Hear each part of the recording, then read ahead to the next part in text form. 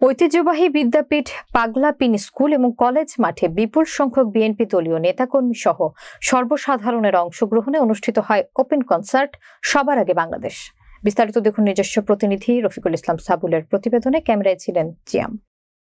Haridevpur union শাখার সভাপতি শামসুল হকের সভাপতিত্বে বিএনপির জেলা শাখার সংগ্রামী সদস্য সচিব এবং আগামী রংপুর সদর ৩ আসনের জাতীয় সংসদ সদস্য পদপ্রার্থী তারুণ্যের অহংকার সাবেক ছাত্র এবং যুবনেতা আনিসুর রহমান লাকুকে ফুল দিয়ে বরণ ও সম্মাননা ক্রেস্ট প্রদান করেন সদর উপজেলা বিএনপি নেতৃবৃন্দ।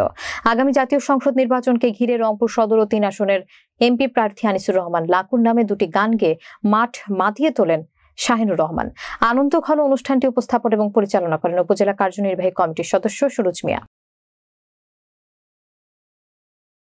কিছুদিন আগেও এভাবে ওপেন কনসার্ট করা যেত না। এভাবে ওপেন কনসার্ট করতে গেলে থানায় পারমিশন লাগতো।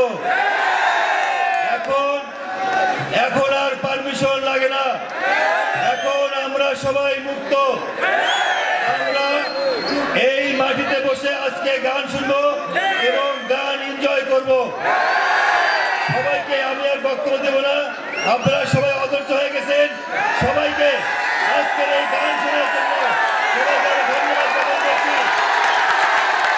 বন্ধু স্বজন ভাই ভাবি সবার কাছে এক দাবি, ধানের শীষ মার্কা এবার দৌড়ে লাকু ভাইকে করতে যায় বন্ধু স্বজন ভাই ভাবি সবার কাছে এক দাবি, ধানের শীষ মার্কা এবার দৌড়ে ভোট লাকু ভাইকে করতে